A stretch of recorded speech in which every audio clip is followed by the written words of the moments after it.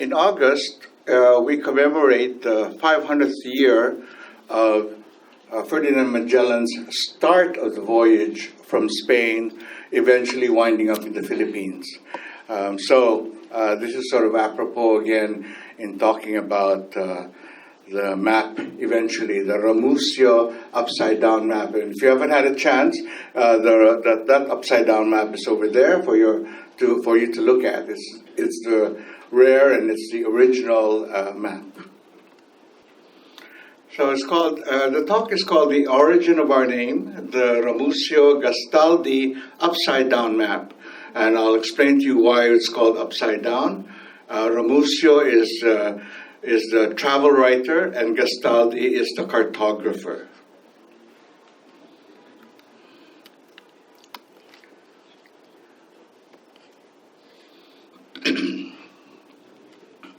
Whenever I teach around the country, teaching public school teachers about Philippine history, I flash this photograph and I ask them to guess who it is.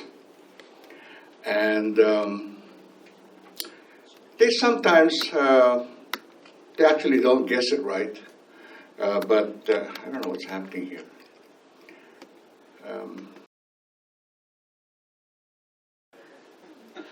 So they think it's Sean Connery, or they think it's Santa Claus, or they think it's Eddie Garcia.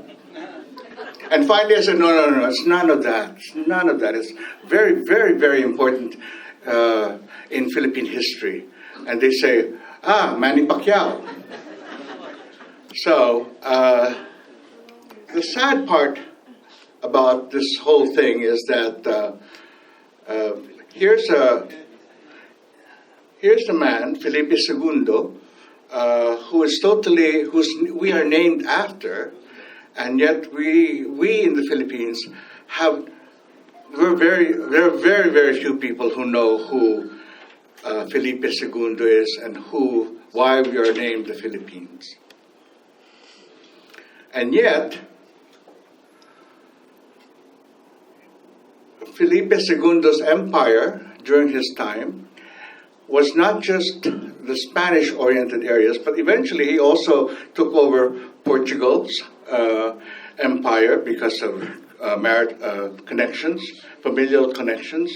So he pretty much owned much of the whole world at one time. His property, his real estate property, extended so much.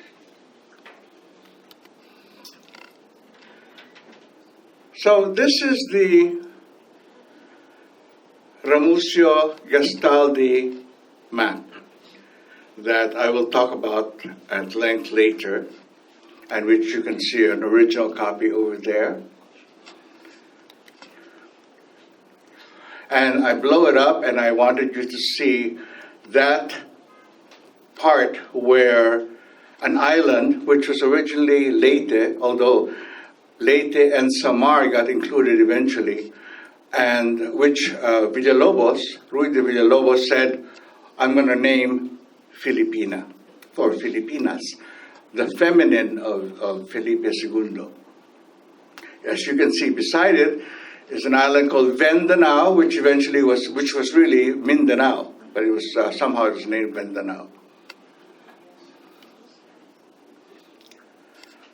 So let's start with Magellan. And he was Portuguese. And so he first approached King Manuel of Portugal and said, I got this plan. I think I can get to the Indies by going west. And I can find that connection, that strait. And King Manuel was not very keen with Magellan, because they have had some previous problems with each other. Magellan having done a lot of voyages for Portugal in the past, and so he said, let me think about it, and then basically said to Magellan that I'm not sure I want to, because Magellan had asked for a half a ducat increase in the salary that he was going to, since he was going to lead all these men, half a ducat a month increase. He goes over then to Spain, meets up with 18-year-old King Carlos, who decided, hey, I like the idea. Here, you got all the money. You can go ahead and go to do your voyage. But I was very curious. What is this half a ducat? So I Googled, and I found out that in 1570, around that time, 1 ducat equals 7 chickens, 1 bottle of wine, and a loaf of bread. So that means Magellan's request was even 3.5 chickens, half a bottle of wine, and half a loaf of bread, which is what the King Manuel didn't like. I guess he was quite miserly. So, with his fleet, Magellan goes off under Spain's flag, and goes off and gets to the Americas, goes south, finds a strait which is named after him, and eventually succeeds to go through the strait and then into the ocean, into a very Pacific and calm ocean. And so it was called Mar Pacifica at that time, and because it was for 3 months of their trip, there were no problems. So this is an old map, and you can see the Mar Pacifica is known there. Sort of getting close to the Philippines. This is sort of in the Ladrones area. Ladrones, of course, that was, again, the term for what they call the natives of Guam, because they stole a little boat. And so forevermore, they were called Thieves' Island. Antonio Pigafetta was the chronicler of Magellan's voyage. And about 4 copies of his chronicles exist still, three in French, I think, and 1 is in another language. And so this is his journal, found in the Beinecke Rare Book and Manuscript Library. And you can see one of the maps, very, very early maps. It's a very crude and totally incorrect map, of course, of Cebu on top, Mactan in the middle, and is that Bohol? Or something like that. No, Bohol on top, Mactan in the middle, and Cebu below.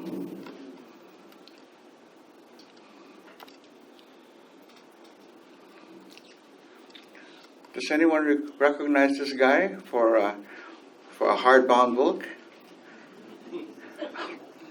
I knew it. This guy is Villalobos. So Ruy Lopez de Villalobos came in 1542 after like a 20-year absence of the Spanish in the Philippines. They didn't know what to do. There were several expeditions after Magellan, but all of them sort of failed. They never got back to the Americas. They wound up in the Moluccas. And here comes Ruy Lopez de Villalobos and told that he has to go over there and find a route back to the Americas. He was a toponymist. For the price of a book, you know what a toponymist is? A toponymist is somebody who loves to name everything that he sees. It comes from a certain egotistical attitude like, well, I have the right to name anything I want to see. So, On the way to the Philippines, he sees a couple of islands, and he calls them Arrecifes, Matalotes, Jardines, and De Corrales, depending on what they looked like geographically. Although the natives had their own names, but never mind. And when he got to an eastern bay in Mindanao, and the natives told him what the bay was, he said, "Oh, no! This looks like my homeland, Malaga, my village. So I'm going to call it Malaga." So he called it Malaga.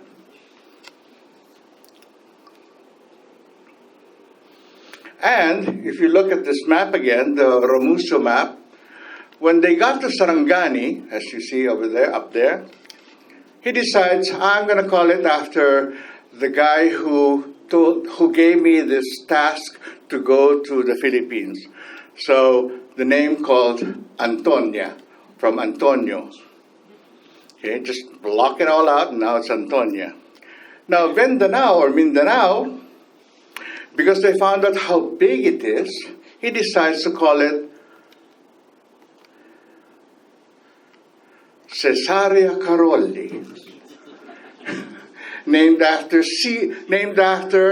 King, the emperor, Roman emperor, father of this guy,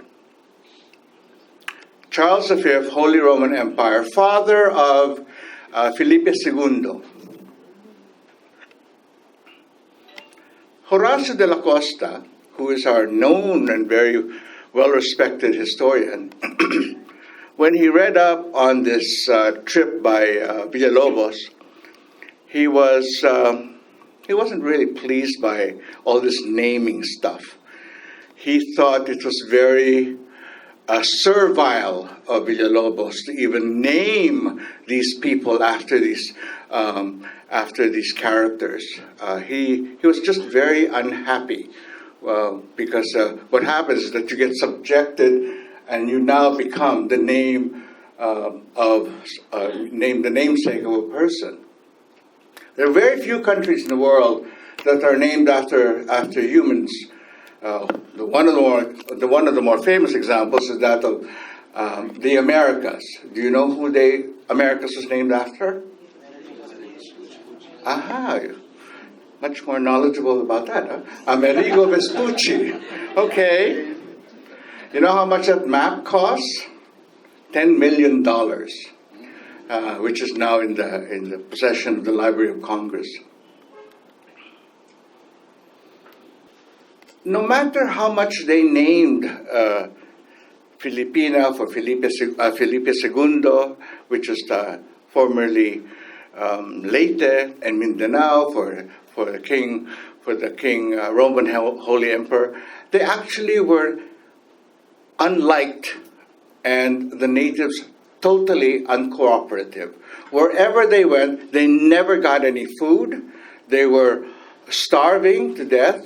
They kept begging, and it came to a point where they had to kill natives to be able to get some food or anything else. So I found it rather funny that you named these people. I always thought that if you named an island for yourself or for anybody you loved, that it was because the natives were friendly. But it turns out the natives were totally unfriendly in Mindanao and in Leyte. And I have a feeling that had a lot to do with the fact that the craziness of the things that Magellan did 20 years before got word, and they realized that watch out with these Spaniards. They're really not.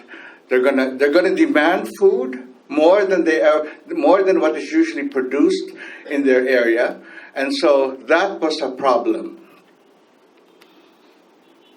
So they also couldn't find their way home. They just could never catch a wind to get them back up to the north, back to the Americas. Villalobos and his crew had to go down to the Moluccas, and Villalobos died in this Portuguese prison called Ambon. But before he died, he passed on a lot of his manuscripts and diaries to his sailors to bring back to Spain. Eventually, those manuscripts, including that of the earlier one, wound up with this man named Giovanni Battista Ramusio, Italian from Venice. Ramusio worked for this guy named Doge Lorenzo Priuli. When I read this, I thought Doge meant Duke, but it turns out Doge was like the president of Venice, the big guy. And Venice was such a commercial trading area that they collected all known documents and letters and everything else from sailors and navigators and captains from all over, so that they got a sense of what was trading like going on in all of the areas. So,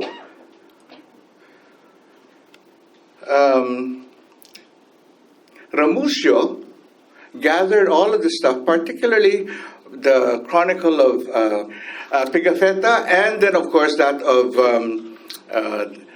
Villalobos, and many others, accounts by sailors, etc., at least for the Philippines, but among everything else, then he wound up with a 3-part volume called Delle Navigazioni e Viaggi, of which the first part is the part that deals with Africa and Asia, and of which the Ramusio upside-down map appears.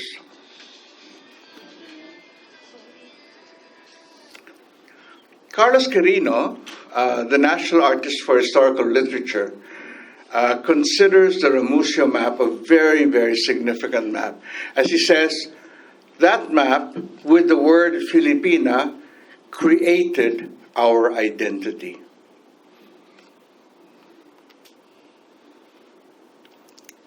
So back to the Ramusio map.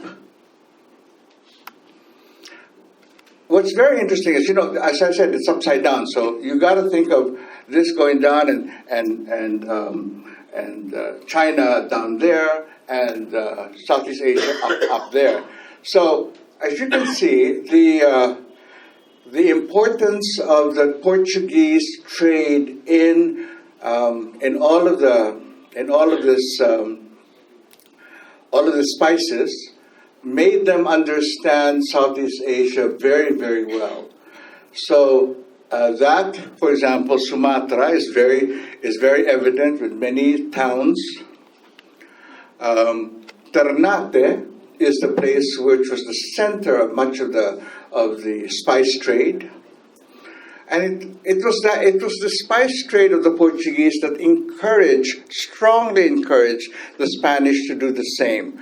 When the Spanish found out that Vasco da Gama would come back from this place with just a sack of peppers, with that sack of peppers, he could build himself a mansion. Then that whetted the appetite of the Spaniards. And that's why they also went and decided, let's go to the Indies.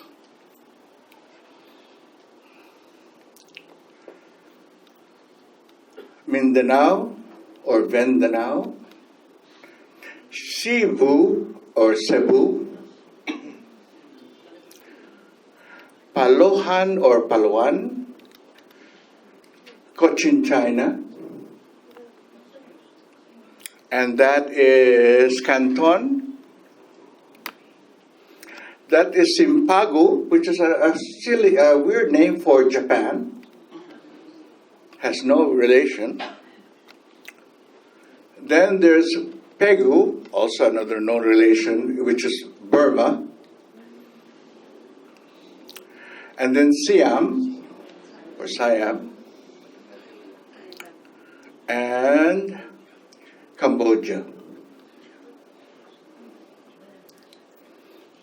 So it was for 1565, it really said a lot about how they knew where things were. They were just inaccurate in terms of where they actually were, in terms of longitude, latitude. So, if that map, the Ramusio-Gastaldi map, had also Cesare Coroli in it, and if let's say that took more prominence than that of Filipinas, then we would have become Ako ay Carolino.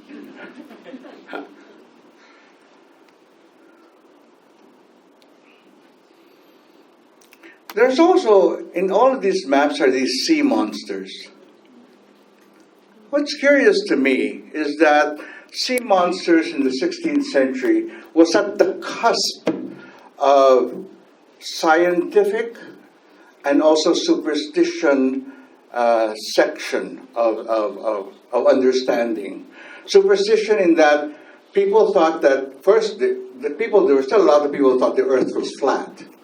And so, you get to the edge and you'd fall off. And usually at the edge were all these sea monsters about to gobble you. And so that was also very evident in these maps. This is a very early map. But by the time you get to the 17th century, you see less and less or none at all of these sea monsters. And of course, there were always mermaid stories, lots of mermaid stories. And I think this had a lot to do with sex-starved sailors who just didn't see something interesting in all those months at sea. Usually they mistake it for, like, for example, dolphins or whales.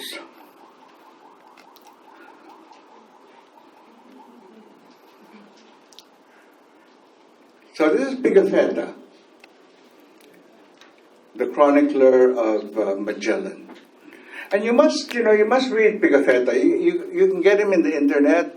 You can see his whole chronicle in the internet. You must read it because it's unadulterated, and it really shows you the character of the Spaniards when they arrive in the Philippines or in the islands.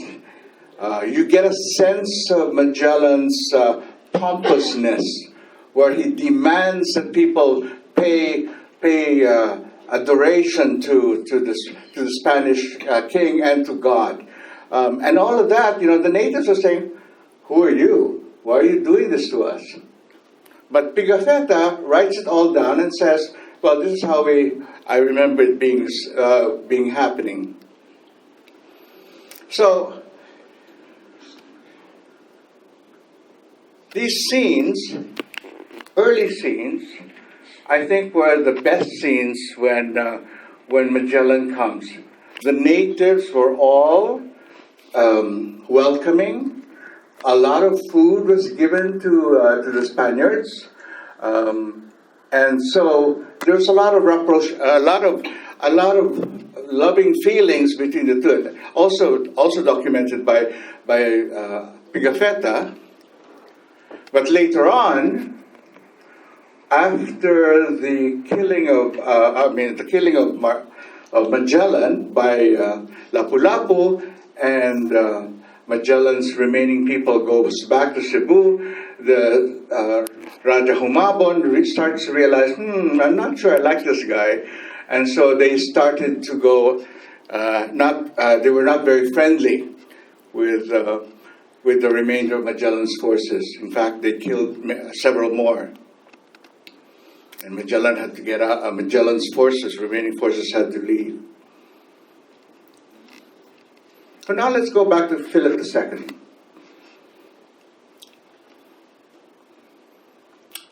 We want to know, who is this guy that we're named after? So first of all, his grandmother was Joanna of Castile, who was Juana la Loca. And she was deemed crazy.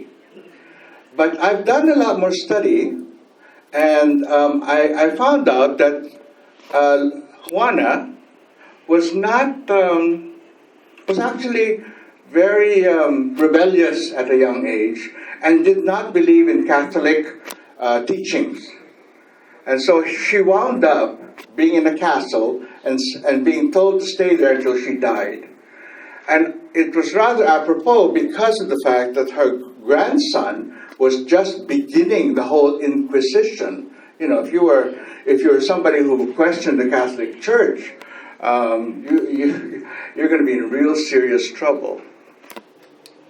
So that's his grandmother, which of course, you know, he had nothing to do with it. I mean, that's not it's not his fault.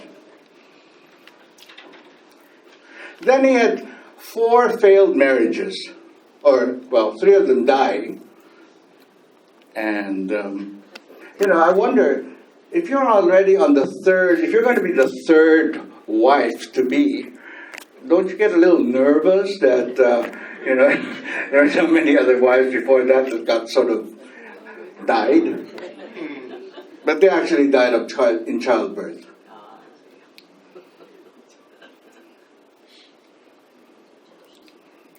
It was Mary the First of England that allowed Felipe to become also King of England.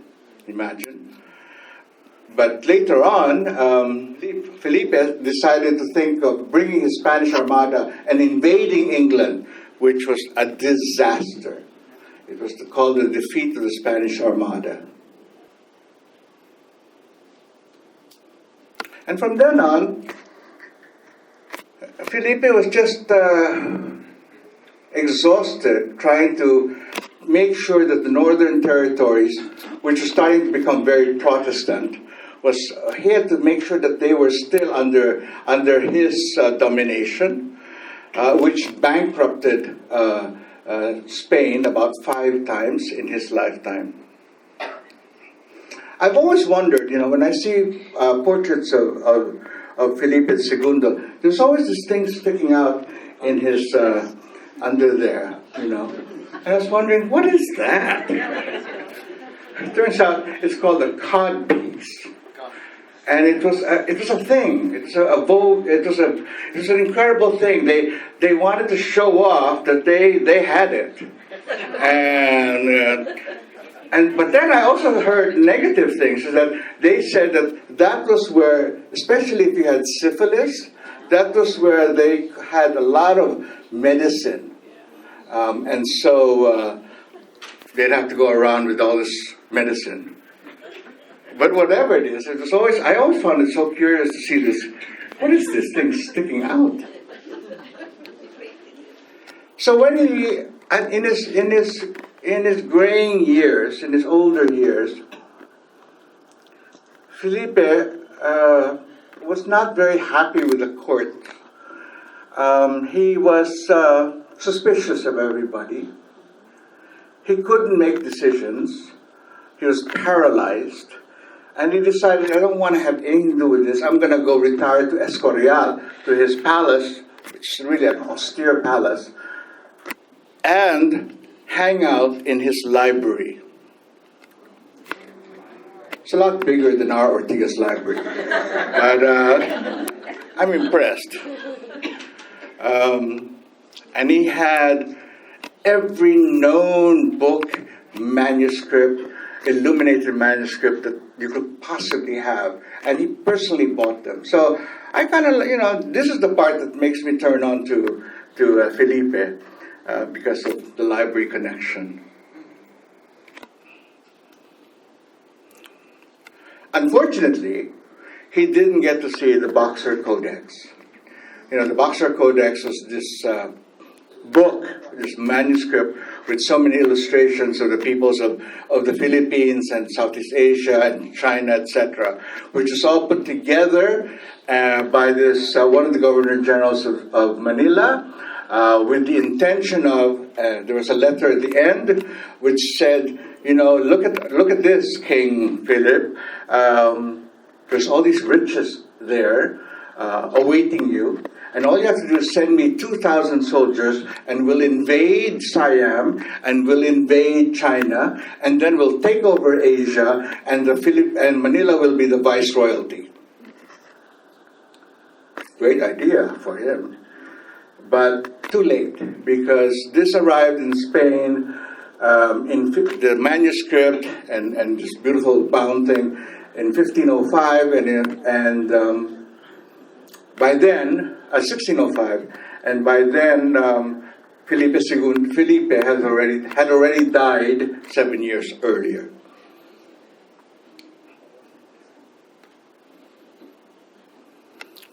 So, I always thought, well, hey, here we are, we're Filipinos, haha, named after the king. But it turns out, the king never really was called Felipe, not at all. And in fact, when he would sign his name, he'd say, it would be written, Yo el Rey.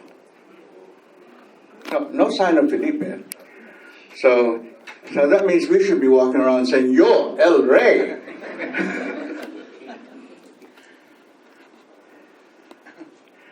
So, what was going through Felipe's mind in terms of the disposition of the Philippines? In the first 10, 20 years of occupation by the Spanish under Legazpi, his advisors were telling him, you know what? Why are you keeping these islands? They have no spices. They're so poor. Why don't you just give it up? It's so expensive to maintain.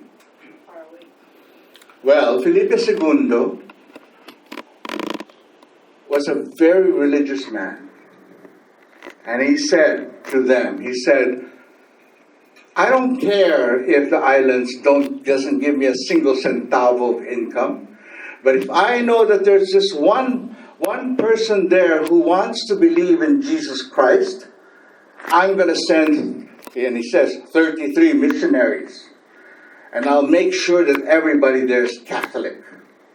And then he ends it by saying, this whole thing of just looking for gold and looking for minerals, that's not the sole purpose of kings. So we became 300 years Spanish territory.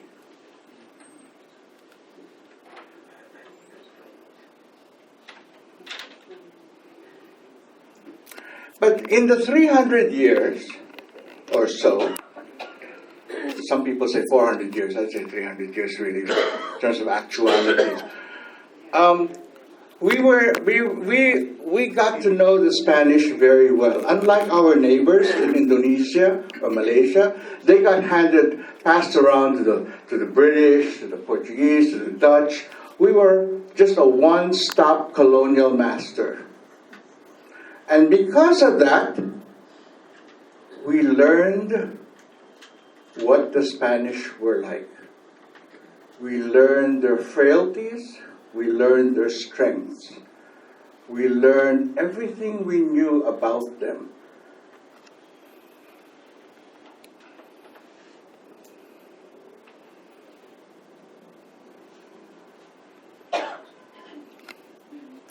We learned to be obeisant, and we learned to be seething in our anger.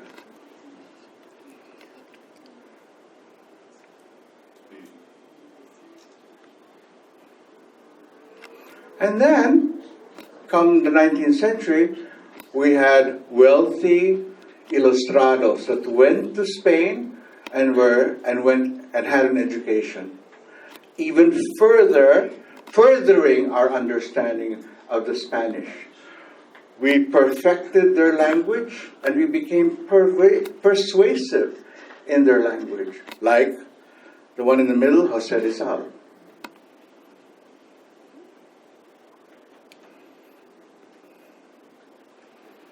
And it was a marked difference from in 1887, when a whole bunch of Filipino tribal groups were sent to Spain for an exposition, and they had to be tribal, and they presented themselves to the Queen Regent.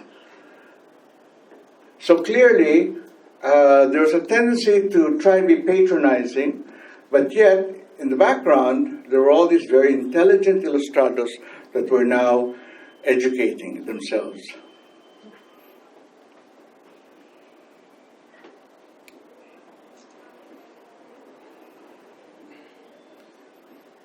So I wanted to say that at one time, and I'm now in my closing phase, at one time, Filipinas was the name for a possession of islands.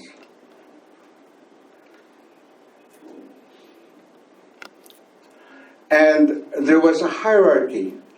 And the hierarchy was the top people who were the governor generals and the military and or the religious clergy. They were called peninsulares because they were born in Spain and they came. They were called peninsulares, and they were really the top.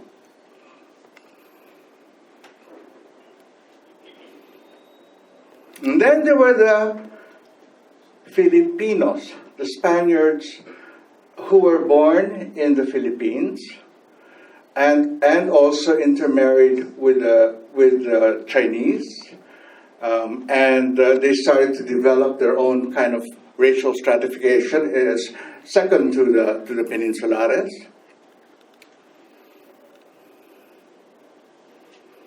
And then in my studies in photography and paintings, I noticed that there was a lot of idealized images of the Filipinos, of the Indios, and these are the Indios. But they had to be fair, they had to look good, they had to look exotic.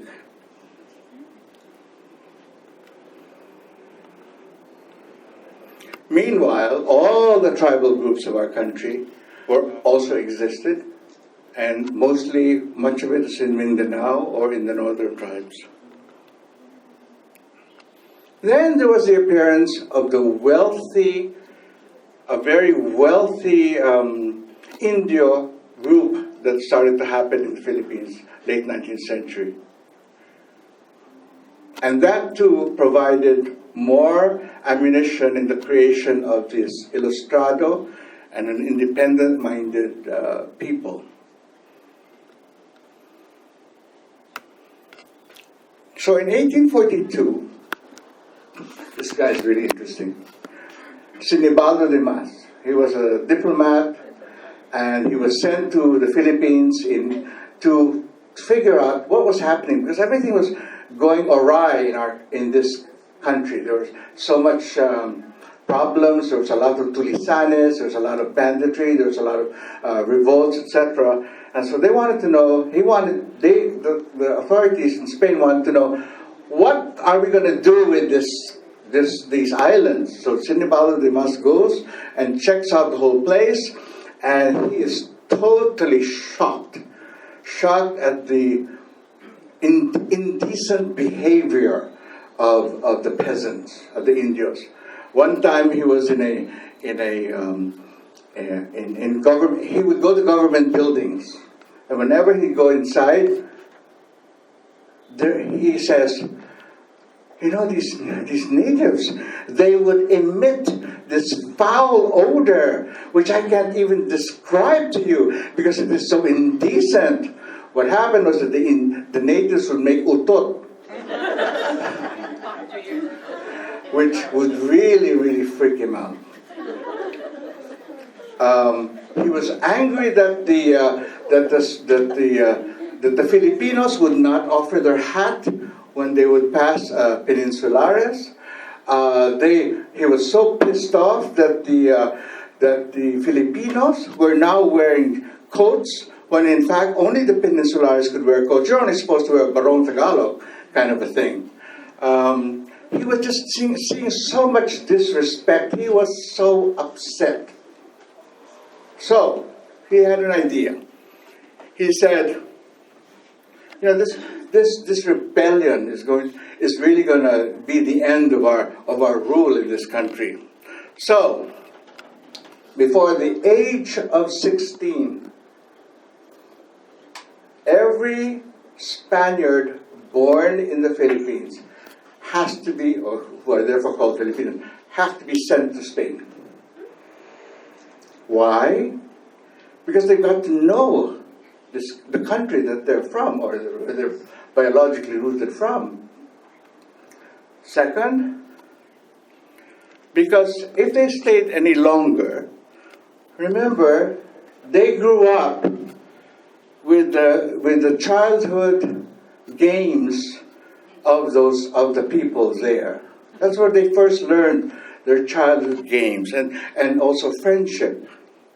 That's where they learned their first loves, as he says. And if you don't send them by 16, if you send them past 16 years old to Spain, guess what's going to happen? They're going to sigh, he says. They're going to sigh for the skies of Asia. Why? Because that boy has become a native Filipino.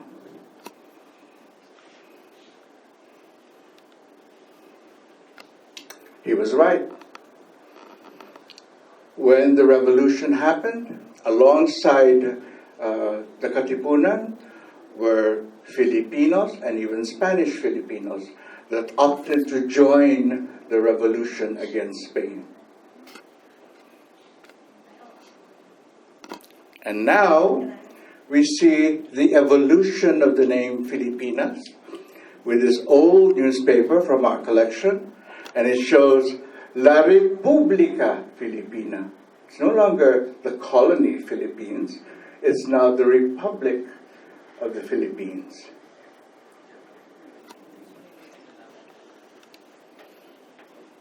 So, let's go back to Felipe. Had he known, what would he have thought of that hundreds of years later, that this name of his was going to transform into what it is now? What would he have thought? Well, I wouldn't feel like he should feel so unhappy, because we actually gave him a backhanded compliment. We gave him the national anthem. How many of you saw that guy Carlo Yulo the other day, stepping up to the dais and the national anthem goes on? Did you feel choked up like I did? Yeah, right? So, this is a national anthem. We also made a flag for him.